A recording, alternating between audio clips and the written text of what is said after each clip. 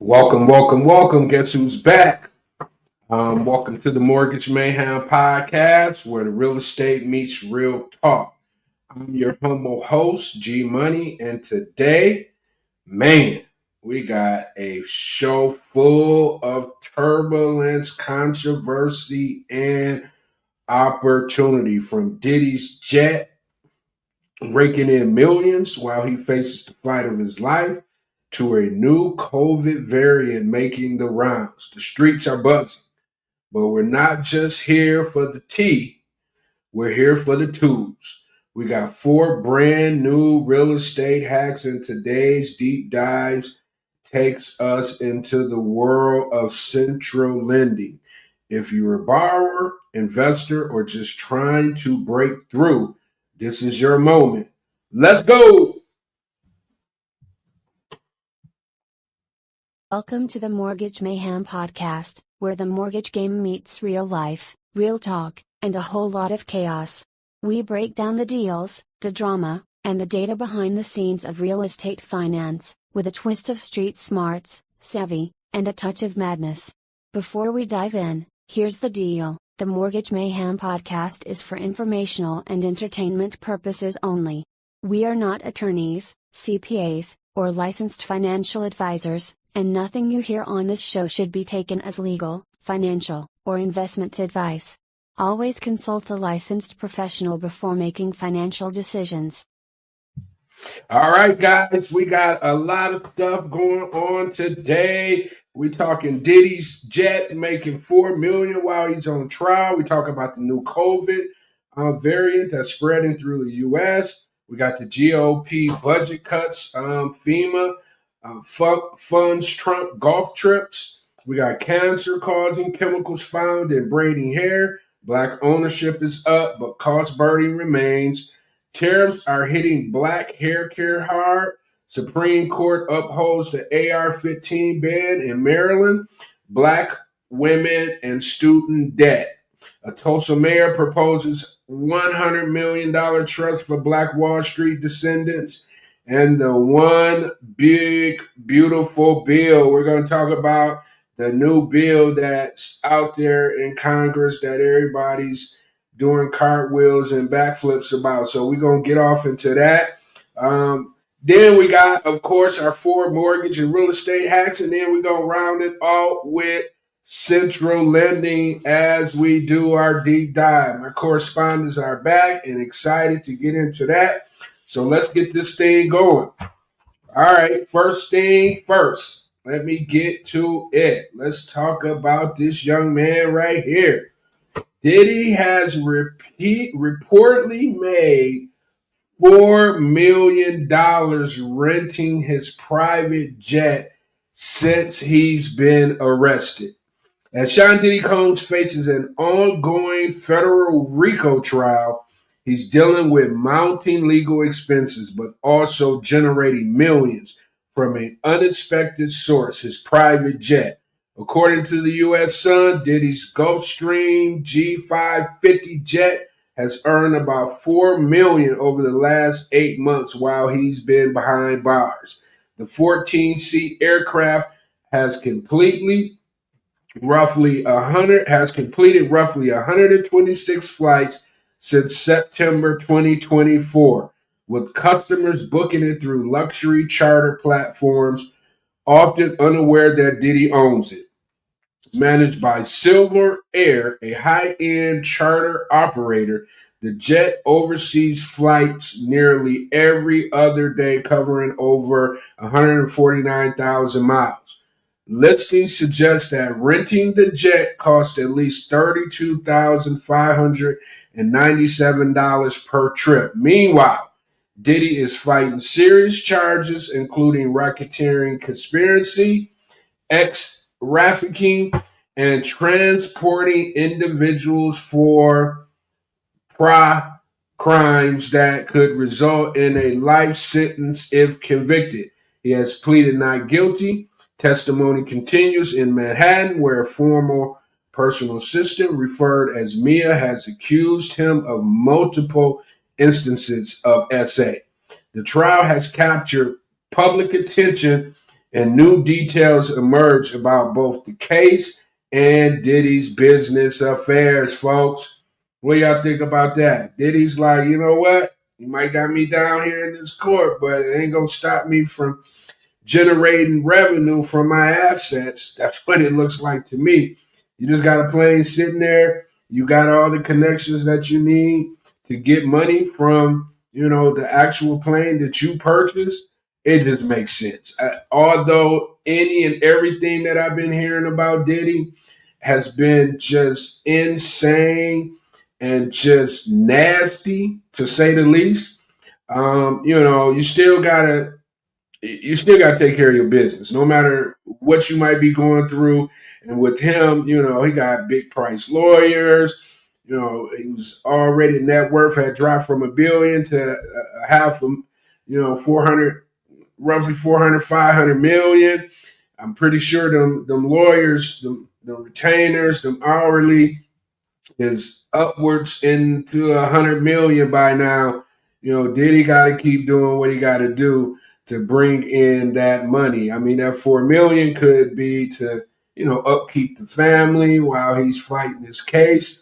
Because 4 million ain't gonna do nothing to this case. He gonna have to. It's got to be just some auxiliary income, for the family to keep up them lifestyles that they're used to having without him having to reach into that bucket of money that's paying for these high priced lawyers. So, I like I said, Diddy and the things that I'm hearing just via the internet about the things that he has been up to has been nothing but insanity. But at the same time, this man got to make money. He can't make money from the jail. At least you probably think you can make money from the jail. But if you got assets that's meaningful, you can still get money. And that's since September. He racked up about 4 million. Not a bad investment when you really look at it. I'm pretty sure he has to pay some of the auxiliary costs for the jet. But for the most part, that's just money he's putting in the pocket, and I believe it's just money to kind of maintain, the family while he's going through this up and down roller coaster, crazy world that he's been a part of, privy to, and now he's in all kind of hot water. So we'll keep our eyes on Diddy, see if he got some other things that he might be up to, on the financial side. Because at the end of the day, you don't make it to be a billionaire and not know what you're doing. So Diddy is definitely savvy when it comes to business. Seems like he always have been. And it's just one more, instance that he took himself out of who he is as a rotten person, based off of what I'm hearing, allegedly, and got back into his business bag to make sure that he has some extra cash flowing, to take care of whatever it is that he needs to take care of. So we'll keep an eye on Diddy and his moves, and report back if necessary. All right, let's keep this thing moving. What are we doing here? Not again is a true statement. New dangerous COVID variant from China hits U.S. Officials request mass mandates. We can't go through that again. According to multiple reports, a new COVID variant from China called NB181 is spreading quickly in California.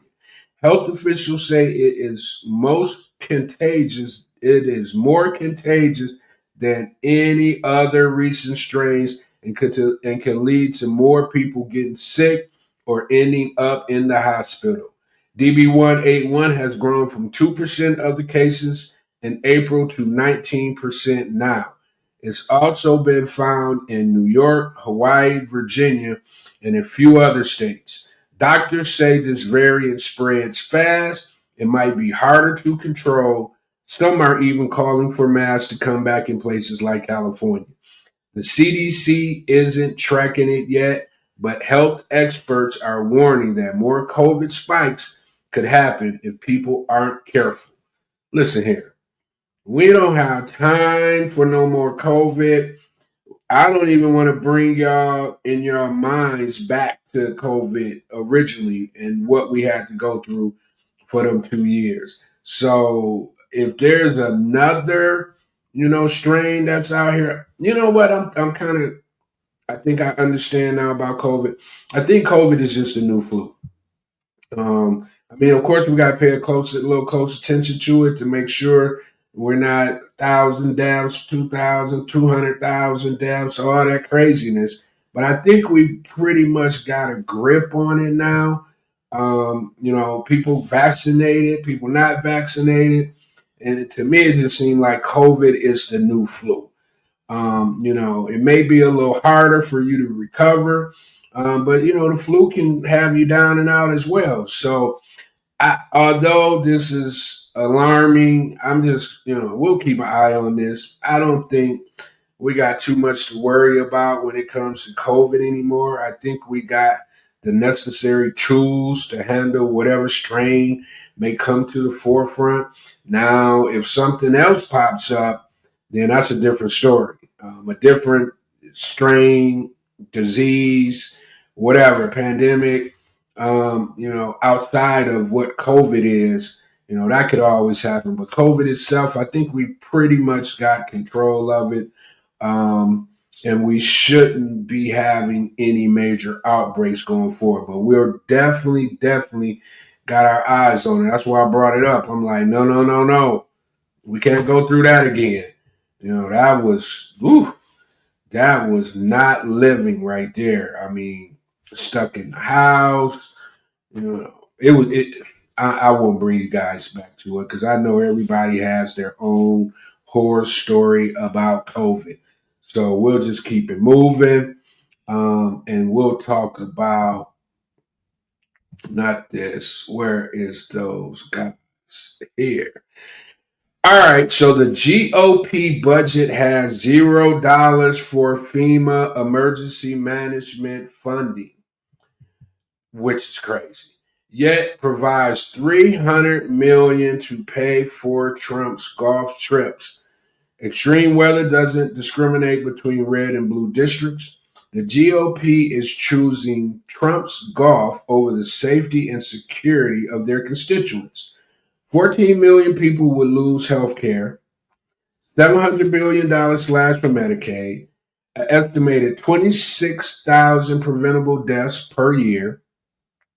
3 trillion plus to the deficit. This is the Republicans' priority.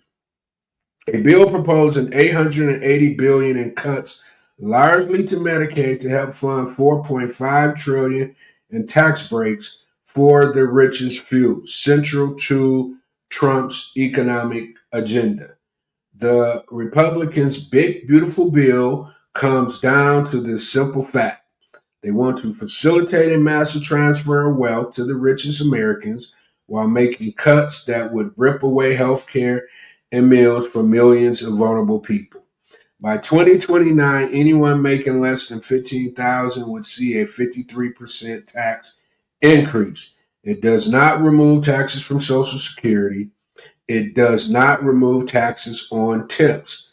Empty promises is a civic warning.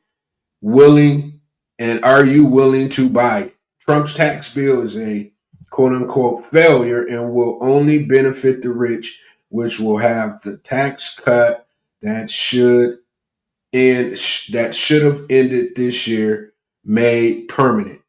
This tax cut will be paid by those with the lowest income. This is what people are saying people actually voted for. All right, so let me kind of break this down, right? I don't, look, I'm not a Trump on here trying to be a Trump hater. That's not what I'm doing. Um, I'm just talking about whatever I want to talk about. And to me, the man, it's the highest, it's a high power job. That's his outlet playing golf. And, he's not about to pay for playing golf. All presidents play golf. This is the same complaint everybody has had. each presidency, the president plays too much golf. We're paying taxpayer dollars. Paying. Look, this is these guys' outlet. This is how they go to refresh. To get back to trying to make decisions for the country. Then that's just how it's got to be. We can't be mad at these guys because they want to play golf. Now, the dollar amount, that's neither here nor there. Look, the dollar's going to be what the dollar's going to be. And if this guy wants to play golf, then that's what he wants to do. We can't be, crying about that. Like I said, every president that I've been tracking since I can track presidents, this is the outcry that everyone has. The other side, he playing golf, he should be doing something else with the money, blah, blah, blah. No, he playing golf because he's in control of the United States of America. It's not an easy job. You need to be able to get away from it and do some things that will allow you to come back to it and get doing what you're supposed to be doing, allegedly, right? So here, all right, there's a lot of other things that could be going on. Money could be going here, money could be going there, but there's enough money to take care of all these things. Really, at the end of the day, we just refuse to just say we have the money. If we want to take care of everything, we can actually take care of everything. Yeah, we may be in debt, but it may be debt worth being in debt for. If we can clear, make sure everybody's, getting the kind of health care that they need, making sure that we're figuring out ways to like really cut things that make sense. Those are the things that needs to be happening. You know what I'm saying? FEMA not getting money is crazy. They need to fix that. Maybe that was a typo or something in the bill. But for FEMA not to be able to have money with all these major devastations that occurs on a regular basis is just insane. Why would we not have FEMA prepared to handle whatever comes, their way? So I don't know what that's about. I think it might be climate deniers that's making this like their political move. We don't believe in climate, whatever. So there shouldn't be a need for FEMA. They may not even want FEMA to be in existence. If it happens, we'll figure out a way to pay for it. Disaster, emergency management. But everybody needs FEMA. Like these people that's voting against it, if something happens in your state, you're going to want FEMA to be running down the freeway to get to you. So I don't understand why they wouldn't provide funding for FEMA. I don't get that. So, like I said, we'll keep our eye on that as well. It doesn't make a lot of good sense to me, but they always they always have a reason to not do something that makes all the sense in the world to do. So we'll see. We'll keep our eyes on it. All right. So let's keep it moving. Is this what we want?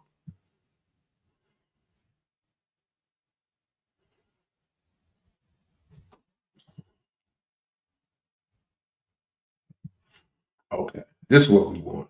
Because I just, I come from, I wanted to bring this up. Many of the top synthetic braiding hair brands tested positive for cancer causing chemicals like benzene and milethyl chloride, and 9 out of 10 contain lead, a toxic metal linked to kidney, reproductive, and neurological damage. These products are worn mostly by Black women, often for long periods, increasing their exposure to harmful chemicals through the scalp or inhalation. Experts are now pushing for a stronger regulation and safer alternatives in a market that has long ignored the well-being of Black consumers. Right. So I don't know what's up with that. I know it's a lot of you know sisters out here using these products. So I want to just bring attention to it. I don't want to elaborate on it, but if you're out there buying these materials and you know that they have these different cancer causing chemicals, then it's up to the women that's the consumer, to protest that these products become safer. If you got to take it through legislation, whatever you got to do, because like they said, the majority of people who are wearing the product is African American women. And, they already say people don't care about African American women or whatever the case may be.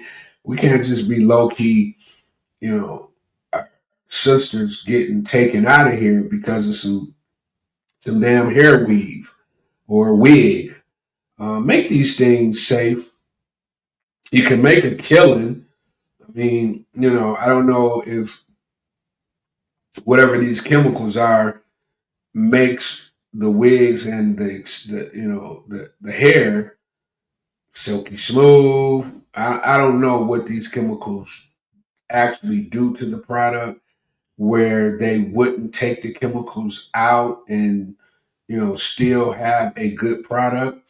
But whatever it is, if it's killing people, the manufacturers and the producers of these products need to sit their ASS down somewhere and come up with a remedy that will stop these women from getting cancer because of the wigs and the hair that they put in their head.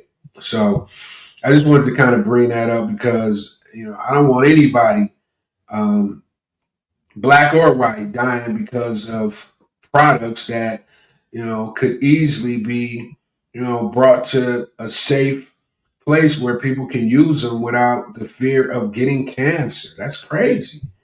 But anyway, we'll keep it moving. We'll keep our eye on that as well. But let's go here. So, Black home ownership rate sees largest annual increase, but because Black homeowners experience higher cost burdens, more than 30% of their income is spent on housing costs. Black home ownership, um, more than 30% of their income is spent on their housing costs. In 2023, Black Americans saw the biggest jump in home ownership compared to other racial groups, rising to 44.7%. Still, that's far behind white home ownership at 72.4%. Hispanic and Asian rates were also higher than Black Americans at 51% and 63.4%, respectively. Even with more homeowners overall and gains since 2013, the gap between Black and white home ownership has widened to 28 percentage points. Hispanic Americans saw the biggest gain since 2013, adding 3.5 million homeowners. Rent and housing costs remain major issues. Almost half of renters spent over 30% of their income on rent, and Black renters are more affected in most states. Black homeowners also face higher housing cost burdens in 39 states, and Black and Hispanic buyers are denied mortgages at much higher rates than white or Asian applicants. Student loan debt is another obstacle. A large share of Black, 42%, and Hispanic, 23%, home buyers still carry student loans, with both Black and white buyers averaging $30,000 in debt. Black buyers often rely on retirement funds and down payment assistance programs where the other groups don't.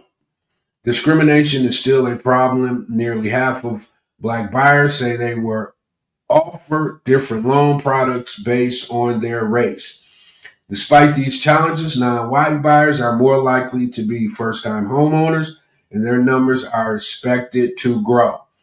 The National Association of Realtors is pushing for policies like better down payment assistance, updated credit models, and more affordable housing to help close the gap and support first time and minority buyers. Okay. Well, you know, it's good to see that, you know, we're rising.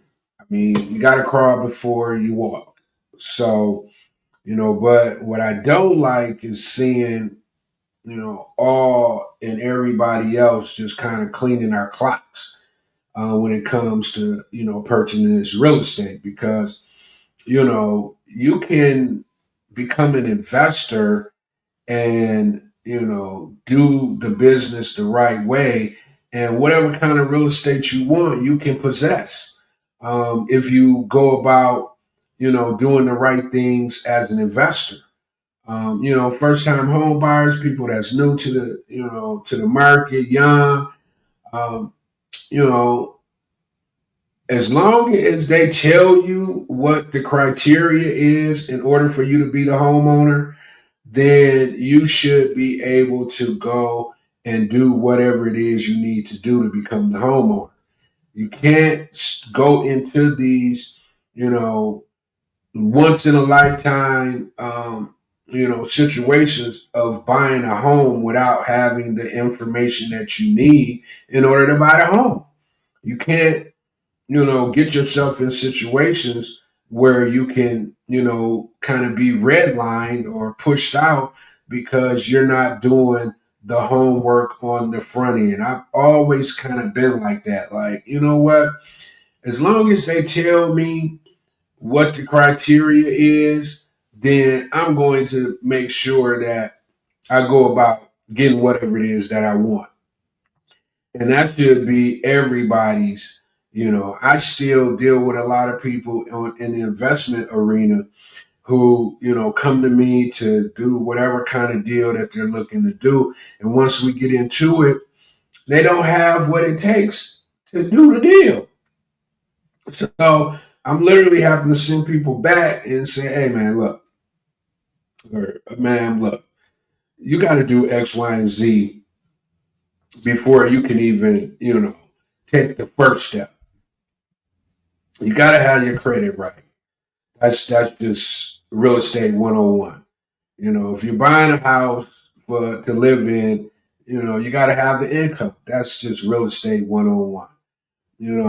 So the games that they allow you to play, they all have certain rules, right? So once you find out what the rules are, then you can execute, you can strategize, you cannot be discriminated against if you do the right things. If you vet these companies, if you ask the questions that need to be asked when you're trying to pursue real estate to find out if they discriminate against whatever race you are. There's a way to go about it's 1,800 million companies.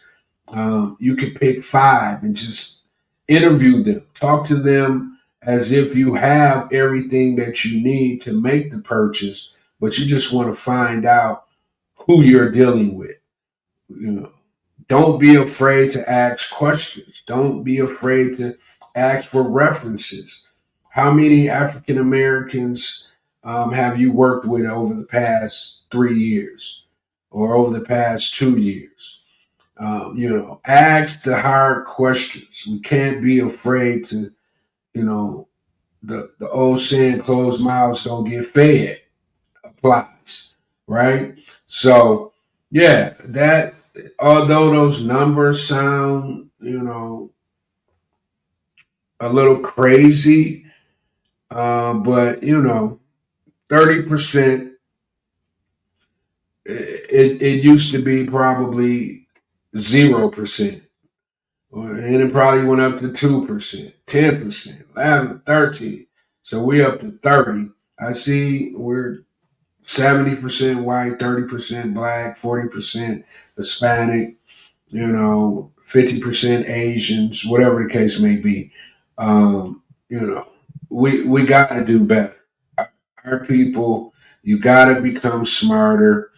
You got to have a game plan. When you're making these major purchases, you got to have a game plan, because that's what in order to do it, it expects you to know: buy a car, buy a house, buy real estate, buy stocks, everything that will potentially help you to get generational wealth. If you don't do your homework prior to, it's probably more than likely not going to happen for you. And if it does, for whatever reason, it's probably going to be a crash and burn situation because you haven't done your homework. You have to do your homework, period. All right. All right. Let's keep it moving. I know we was talking about black hair earlier, but let's continue. Black hair care industry. The black hair care industry is subject to at least 30% tariffs on all imports from China. Price hikes hit beauty salons and beauty supply stores on braided hair and wig imports. All right. So, stylists and beauty supply owners across the U.S., especially in Atlanta, are being forced to raise prices or scale back as the cost of synthetic and human hair, as well as shipping, continues to climb. These price hikes are pushing many consumers to choose between self care and essentials, all while navigating beauty standards that favor Eurocentric styles. Industry professionals are scrambling, some raising prices, others absorbing losses, or asking clients to bring their own supplies. A rollback of tariffs from 125% to 30% may help slightly, but uncertainty remains as U.S. trade talk continues. Compounding the issues are economic disparities and pressures on Black women to conform to professional appearance standards that often require expensive hair treatments. Many salon owners worry that the long term impact will hit low income customers the hardest. Some, like stylist Mitzi Mitchell in Pennsylvania, are stockpiling supplies to delay price hikes. But with supply shortages, business losses, and chemical safety concerns around synthetic products that we talked about earlier, the industry is being forced to adapt quickly and at cost. Okay, so hey, this is a part of the game, right? She gave you some examples of some things you could potentially do until they get this whole, you know, hero thing under some kind of control. Until then, it's just you got to just kind of wait and see. But in the process of waiting and see, now it's the time to figure out, some of this cancer chemical stuff that's going on with the hair. I mean, because why would you be buying that? That's the question. Care where it's coming from. Sound like it's coming from China. Why would you be buying that? And, most of the hair places that I see are Asian ran. So these Asian folk know that this is doing this to the community. Why are we still spending money with them? I don't get it. If you know, I get it. Why, you're doing what you're doing. But come on, it's let's make sense. Let's start being informed, educated consumers. Let's not just be spending our money just to be spending our money because we're caught up in the hype and the whole beautification of the world. Although we want you to be fly, we don't want you to die to be fly. You know what I'm saying? So let's start paying attention to the things we need to be paying attention to, and not so much on, trying to be fly. Because what I just read to you guys earlier, people are dying. You're getting cancer because of your wigs and your hair. And I know you need it because you do be looking fly with it. I ain't gonna even front. You be looking good, but you can be looking good naturally, and not have to worry about getting cancer. I know they say cancer this, cancer that, but you got to be paying attention to this stuff. This is real life detrimental, products that's out on the marketplace that's, hurting people and hurting our people. So, yeah, we'll definitely. I don't even got to keep an eye on that.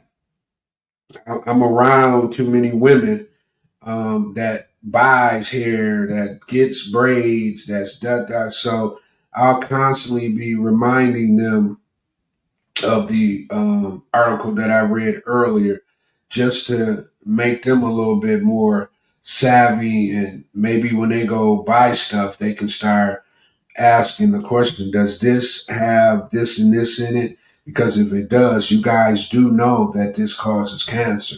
That's what you should be saying to the Asians. And then maybe they'll figure out a way to bring forth a product that doesn't have the potential to either give you cancer or kill you. All right, let's keep it moving. All right. So, in a major win for gun safety advocates, the Supreme Court allows the AR-15 ban in Maryland to continue. So, in a major win for gun safety advocates, Supreme Court allows the AR-15 ban in Maryland.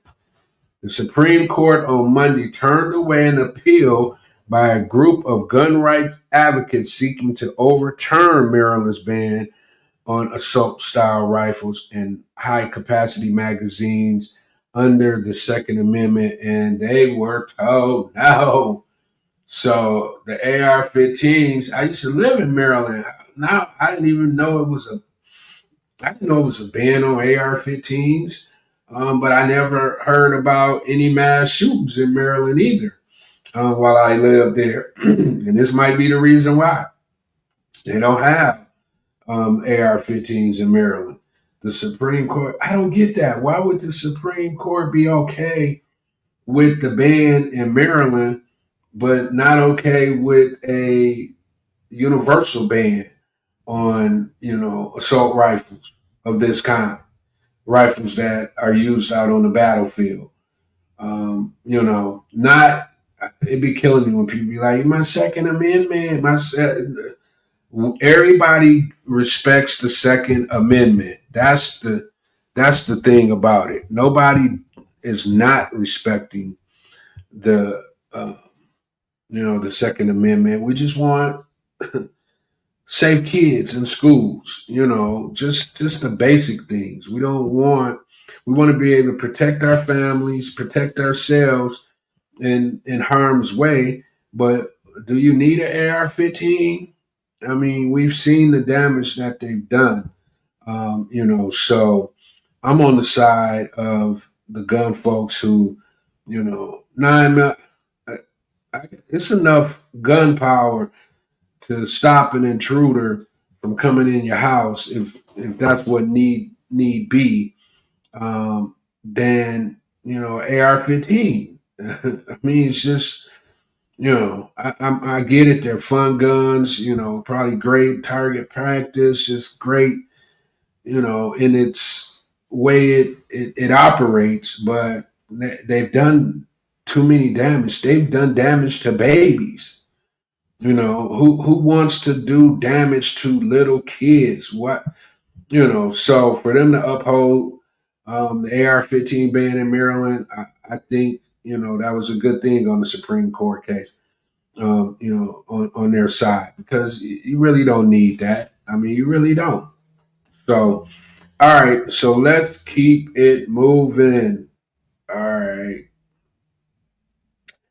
All right, so an economic data analysis shows that Black women's average student loan balance is the highest of any racial group. Percentage of those who ever attended college who currently have student loan debt: white men 15.7%, white women 19.9%, Black men 32.1%, Black women 43.3%, Hispanic men 18.9%, Hispanic women 24.1%, and other race or multiracial men 18.1%. Black women 43.3%. That's insane. All right. So as of early 2024, about 43 million Americans owe a combined 1.766 trillion in student loans, a massive jump since 2006. But the weight of the debt isn't shared equally. Black women who've gone to college are the most burdened, with 43.3% of them carrying student debt, which is about double the rate of white women and nearly triple that of white men. Their average debt is also the highest at 11,000. Women across almost all racial groups tend to owe more than men. For example, 24.1 of Hispanic women have student debt compared to 18.9% of Hispanic men. In most cases, women outpace men in debt levels, except among people who are multiracial or from racial ethnic backgrounds, where men actually owe slightly more. The problem is tied to how college is paid for in the U.S. Student loans are often necessary to get a degree, but repayment is deeply affected by racial and gender inequality. Many Black borrowers, especially women, face extra hurdles like limited generational wealth and systematic barriers. While the Biden administration has canceled 132 billion in student debt for millions of people, that's still only a small part, 75% of the total debt out there, with the Supreme Court blocking Biden's larger forgiveness plans and payments. Resuming after a long pause, the need for more help, especially for Black borrowers and women, is urgent. Okay. Well, that's just the whole world of just the student loan world. I think a lot more sisters out here getting educated than Black men, probably more than any other race, to be honest with you. Um, and they don't come from, well, they come from, I'm gonna do what I gotta do in order to get this degree. They don't have, generational wealth. They're trying to get generational wealth. So, you know, to have that high number of of all the different classes, to have Black women at 40%, that just lets me know that more women are out here, Black women are out here getting to the bag, trying to educate themselves. And then at some point, I know they're the ones who are actually, paying that debt back, on a regular basis, because most Black women are responsible when it comes to, taking care of their bills, taking care of their debt. But it's just unfortunate that, they have to be in these situations. I'm thinking the next generation will just do better when it comes to debt and student loans and things of that nature, hopefully, unless, education gets, outrageous when it comes to cost. But for the most part, to me, what this tells me is that Black women are out here getting educated at a rapid pace. And in order for them to be able to do that, they have to take some forms of student loans. And, that's what you got to do in order for you to get to, generational wealth. Then that's what you got to do, because education is key. I mean, there's a lot of ways you can make money nowadays, but I, I'm not gonna ever just shy away from the folks who want to be educated, who wants to go. Now, a lot of times it's not practical. You don't even use, what your degree might be in, but it's just being at these universities, being able to mature in college, a college environment.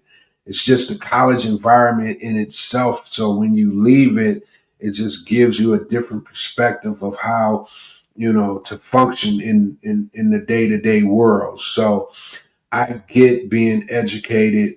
It makes sense. But it's going to cost. Unfortunately, I know in some worlds, some countries, education doesn't cost, but here in America, that it costs. And what we've come to realize is that we got whatever we got to do in order to make it happen. That's what we're gonna do. And in this case, it's taking out student loans, and then in hopes that we can generate enough income when we graduate to pay those student loans off, and then we can hopefully get to a place where we can start generate generational wealth for our kids, so on and so forth. But typically that doesn't happen with just a job. So, the great thing about the new generation is that they're showing the older generation that, you could get money without having a degree. You could get money without being in this profession or that profession. You can be educated in anything without having to go get an education. So that's kind of the new world that we live in. And it's a good thing because we need being an entrepreneur breeds confidence. Once you realize that you can do what you set your mind out to do, then that breeds confidence in everything else that you do. So, you know, I like the fact that you can go get it, but you don't necessarily have to have a formal education to go get it, right? You just got to be educated in whatever it is that can create you revenue. That's it. If it's flipping houses, they don't have a degree for flipping houses. If it's doing Airbnbs, they don't have a degree for you to, do Airbnbs. If it's stocks, I mean, I think you might be able to get somewhat of a degree in how to, but not really. So there's things that you can do without having a degree, but no matter what, you got to be educated in whatever it is that you're doing. All right. So let's kind of keep it moving here, folks. Let's see. I thought this was big when I saw it. The first black mayor of Tulsa, proposes $100 million trust fund giving scholarship and housing help to the descendants of burning of Black Wall Street. So the first black mayor of Tulsa, Oklahoma, proposes $100 million trust fund giving scholarships and housing help to descendants of the burning of the Black Wall Street. Tulsa's new elected mayor, Monroe Nichols, the first black leader of the city, has introduced a $100 million private trust aimed at supporting the descendants of those affected by the 1921 Tulsa race massacre. The initiative, announced at the historic Greenwood Culture Center, is designed to provide scholarship and housing assistance rather than direct cash payments. Nichols prefers to call the effort a road to repair rather than reparations, acknowledging the deep economic and social wounds left by the massacre and decades of systematic discrimination that followed, including redlining and underinvestment in Tulsa's black community. The trust seeks to amass $150 million in assets by mid 2026, with a major focus on revitalizing North Tulsa, particularly the Greenwood district, once a thriving hub of black commerce known as Black Wall Street. Approximately 60 million will go towards infrastructure and community improvements. This effort mirrors similar initiative in cities like Evanston, Illinois, which has offered reparations funded by marijuana tax revenues, while the two remaining survivors of the massacre, both over 110 years old, wow, have yet to receive formal compensation from the city or state. Sad. The proposal represents a significant step in Tulsa's ongoing journey towards justice and healing, even as legal challenges and political headwinds persist. Wow. Well, this is just, it's par for the course. I mean, we've all never even knew until later in life that it was such thing as a Black Wall Street, which was, definitely something that I'm glad I ended up learning. It was just sad how that all happened. Once again, once they give us the opportunity, we gonna go hard in the paint. We're gonna make sure that it does what it do. And that's what happened here. Right out of slavery, these guys and gals, found an area that they can revitalize and turn it into their own. And, the folks who looked at this and jealousy and hate decided to, kill the folks and burn the place down. And, it was just a mess, just because they couldn't take the fact that this group of bourgeoisie black folk had a way with generating revenue and building generational wealth. They didn't like that, so they burnt that mofo down. And this guy, I don't know who he is. He's a mayor there, and he's stepping up. Reparations ain't just. I don't even know why we still talking about reparations. I get it, maybe at some point somewhere down the long road. But this is how we got to do it. We got to do different things because nobody's just going to give you anything. We know this. So if you become a person of power, not only do you have the ability to affect communities, you have the ability to affect communities like this. You're able to put into the communities, road repairs, new real estate. You can come in and regentrify some of these, just downtrodden areas in hope that you can, bring folks back into these areas who have the wherewithal to maintain this real estate. So it's different things that you can do to help these communities.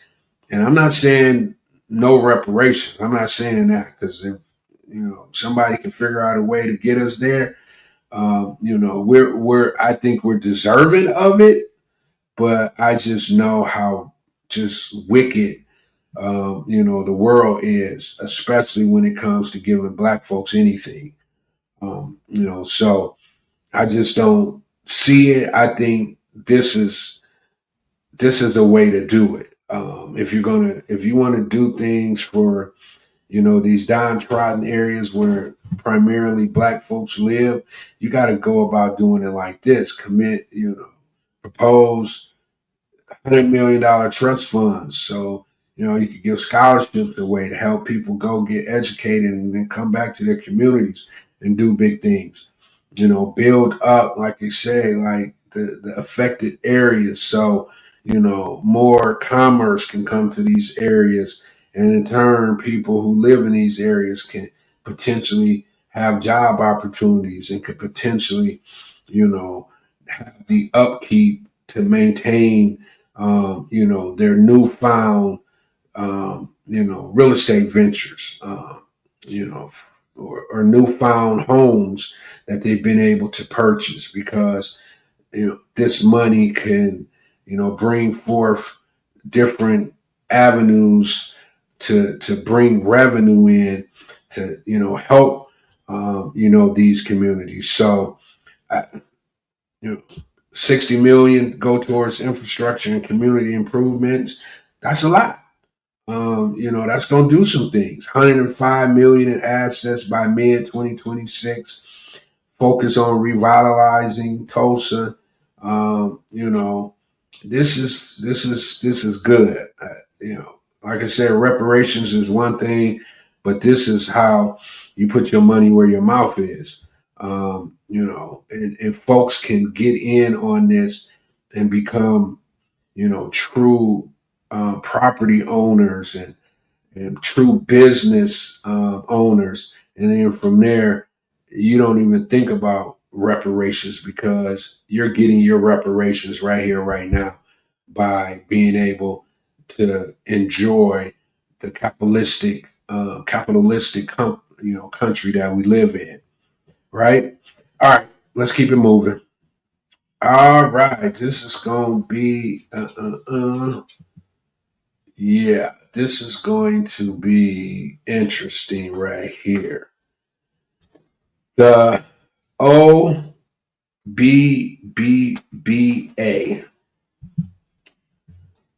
Okay. The One Big Beautiful Bill Act of 2025, what it means for the United States economy and politics, right? So the One Big Beautiful Bill Act of 2025 has officially passed the U.S. House of Representatives, making a significant milestone in the president's legislative agenda. This expansive bill, over 1,000 pages long, now moves to the U.S. Senate for further deliberation, designed to consolidate Trump's key policy proposals. The OBBA is poised to reshape the U.S. economy, redefine federal spending priorities, and influence the Republican Party's electoral strategy. Key features of the One Big Beautiful Bill Act are: the OBBA is a comprehensive legislative package featuring five major components, right? So let's get into them. All right.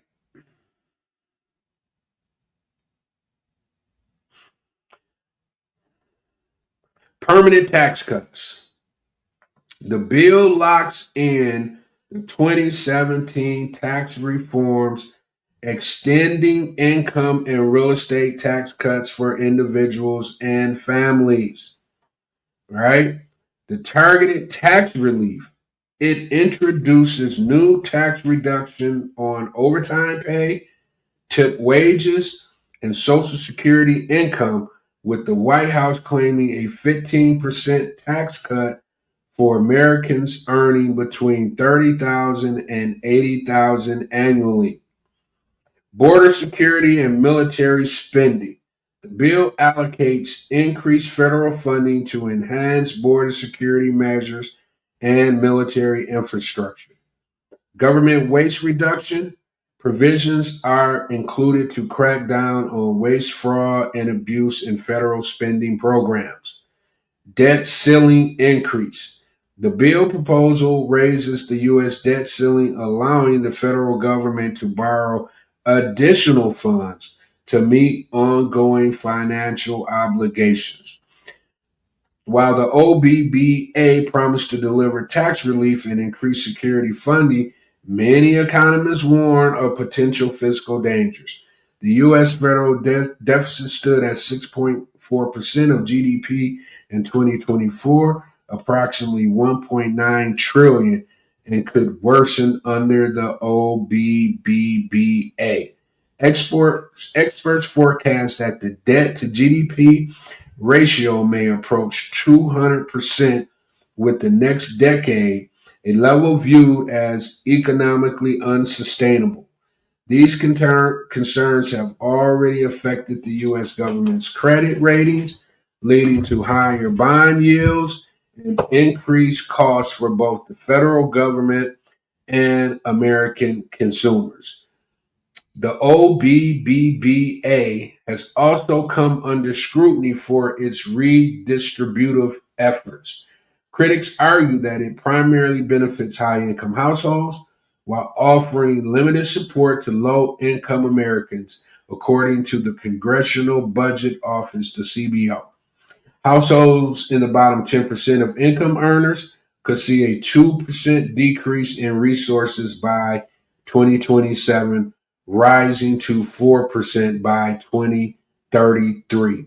In contrast, households in the top 10% may gain 4% by 2027 and 2% by 2033, mainly due to favorable tax changes.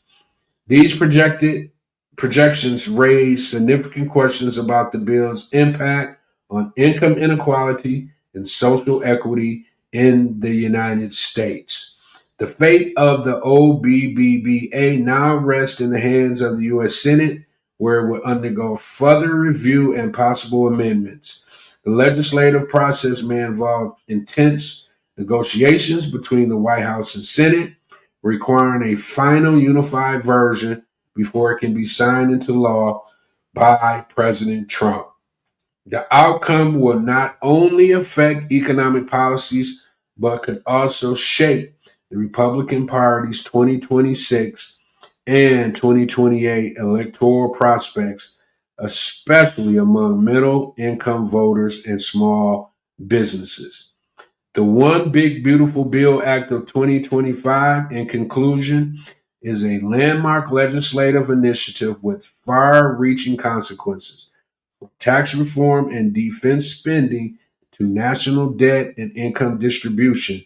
The bill encapsulates the core of President Trump's policy vision. As it advances to the Senate, both supporters and critics will be closely watching to see whether the OBBBA becomes the defining law of Trump's second term or a deeply polarizing chapter in U.S. economic history. Wow. Okay. So, like I said, we'll keep our eye on that. I mean, it's a lot. I looked at the bill last night. I mean, it's a lot.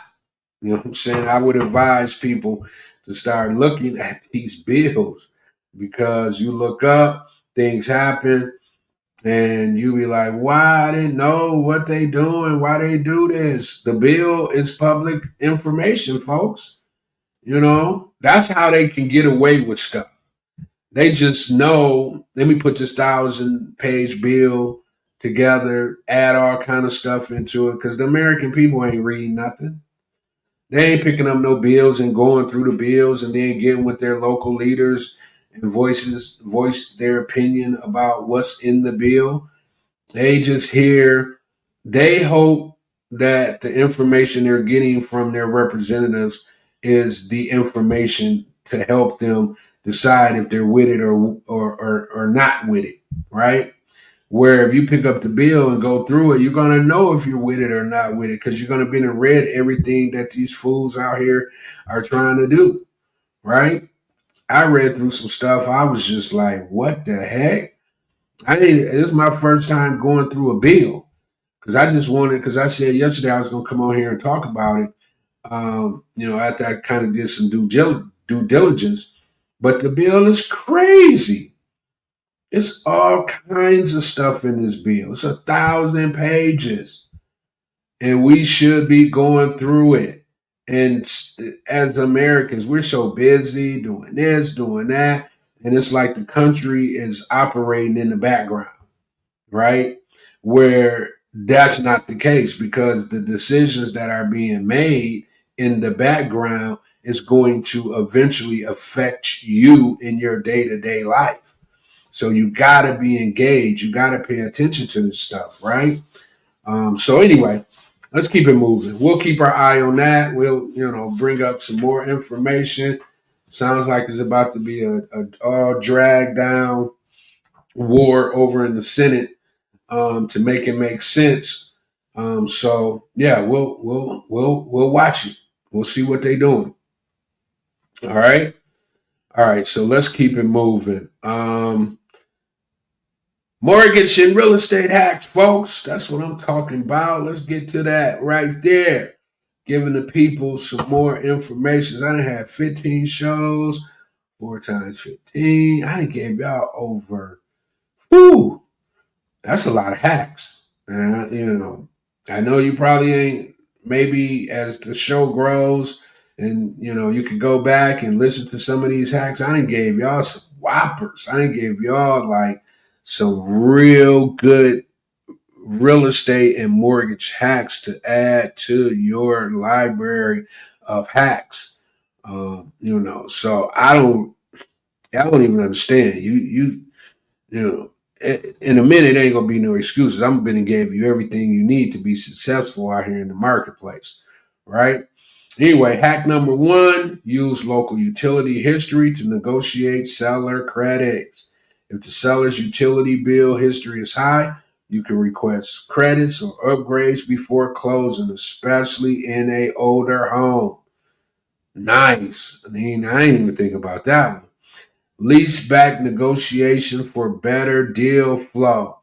Let sellers stay post close as renters for 30 to 60 days. You will win deals in tight markets and generate instant rent income. I did that on my last place. Create a land hack using zoning. Buy single parcels in dual zone areas. Split residential commercial for higher resale or dual use income streams. Right? That's a nice one. Get multifamily FHA financing with 3.5% down. If you're looking for a quick way to get in the game, this is it. FHA loans can apply to duplexes, triplexes, and fourplexes. You have to live in one unit, rent the others, and build wealth early. That's the only thing about it. I mean, it ain't a bad thing if you're a new person trying to get into the business and you want, you know, to be close to your real estate. You can live in one of the units. They don't have to know you're the owner, and you can rent out the other units, right? This is that play. Like I wish I'd have knew this when I was young. I would have did this and just rocked out. You only have to be in them for a year. I think it's like a year or 2 years that you're technically supposed to live in them, and then from there, I had about 10 of these. So those are the mortgage hacks for today. Now we're gonna get into my guys. They've been like, Greg, what's going on? When you gonna bring us back up? Blah blah blah. So we're gonna bring them on to the stage. You know what I'm saying? And let them do what they do. I'm gonna bring myself down. Let me do.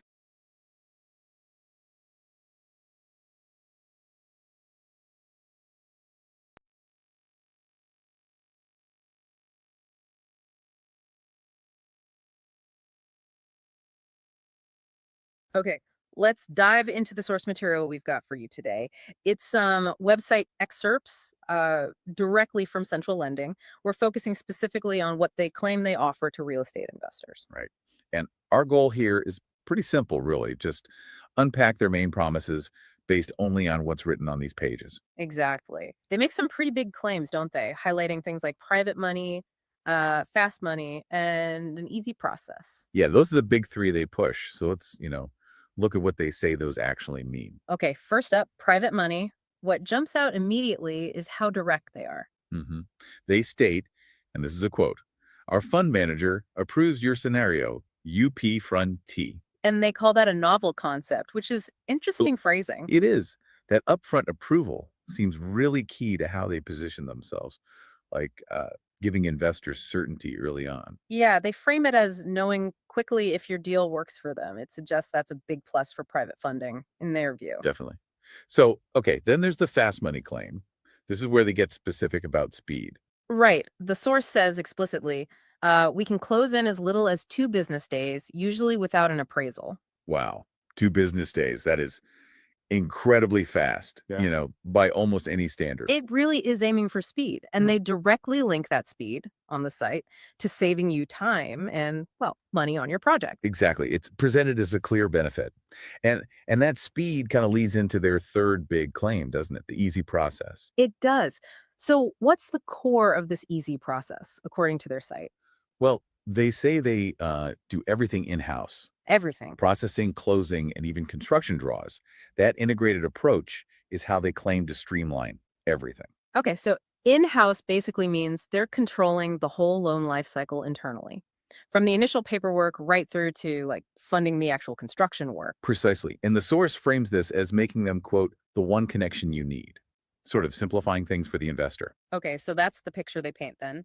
Upfront private approval, super fast closing, maybe skipping appraisals, all managed internally in one place. That seems to be the core message from these claims, yeah. But beyond just how they operate, the site also lists the specific types of loans they offer, right? It does. They mention 4 main types aimed at investors: Which are? bridge loans, investor rehab loans, ground up construction loans, and also 30-year DSCR loans. Okay, so that covers quite a range, short-term flips, fixing up properties, new builds, and longer-term rentals. hmm And DSCR, just quickly, that usually stands for debt service coverage ratio. It's often about the property's income potential, not just the borrower's personal finances. Right, good clarification, thanks. The source also gives us their operating area where they actually lend. They lend in all states except for a list of 11. 11 states they don't lend in. Which ones? Let's see: Alaska, Arizona, California, Idaho, Minnesota, Nevada, North Dakota, Oregon, South Dakota, Utah, and Vermont. Okay, so quite a few places, including some big ones like California and Arizona, are off the table based on this source. Important detail if you're looking to borrow. Absolutely. It clearly maps out where they operate, according to the site anyway. All right, so let's pull this all together then, just based on these website excerpts. Okay. Central lending presents itself as offering private money with upfront approvals. They aim for very fast closings, often skipping appraisals. Uh-huh. And they emphasize an easy, streamlined process because they handle everything in-house. Right. And they offer specific loans: bridge, rehab, construction, and DSCR. And geographically, they operate across most of the U.S., but with those 11 specific state exceptions. Okay. I think that sums up the key claims and details we found directly in the source material we looked at. Yeah, that covers what the website excerpts tell us. So, based on this deep dive into just the central lending website info, you get a clear sense of their pitch: Hmm. speed, ease, specific investor products. Mhm. But here's a thought to leave you with. Given that strong emphasis on how fast and easy their process supposedly is, Yeah. what other questions might you, as an investor, want to dig into regarding the specific loan types they mentioned? The bridge, rehab, construction, DSCR loans, to really understand how that promised speed and ease actually plays out with the nitty gritty timelines and, frankly, the potential complexities of your specific project. That's a great point. How does the promise meet the reality of different deal types? Exactly. Something to definitely consider as you weigh your financing options.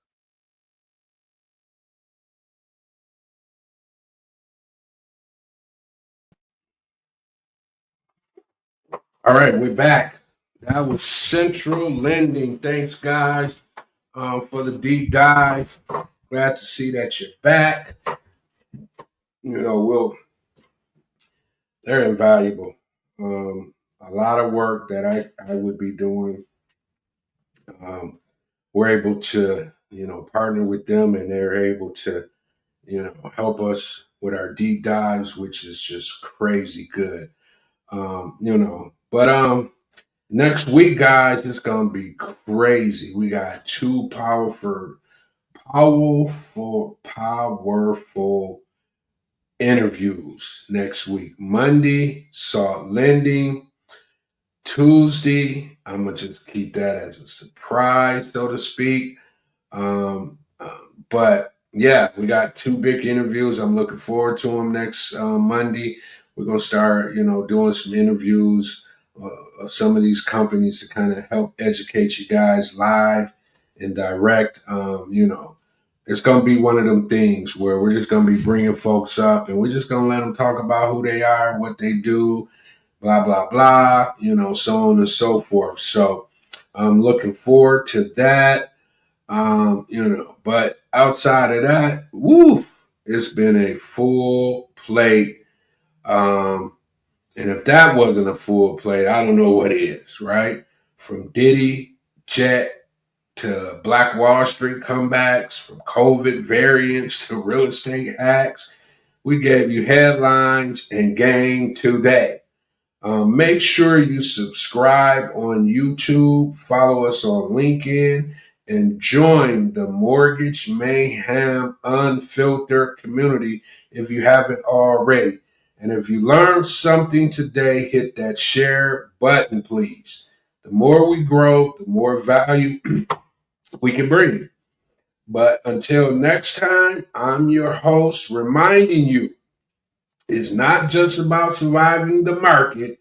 It's about mastering the mayhem, folks. And I am out of here. I'll see you guys next week. This is G Money signing off. Thank you for those who chimed in, who left comments, the whole 9 yards. I appreciate that. I consider you a part of the family. We're just gonna keep growing this thing. I'll be here every week. Don't worry about it. And I look forward to bringing you guys something new next week as well. I'm on top of everything, so you don't have to be. If you're not one who wants to know everything or out here doing everything, I'm doing it for you. So don't worry about it. All right, but I'm out.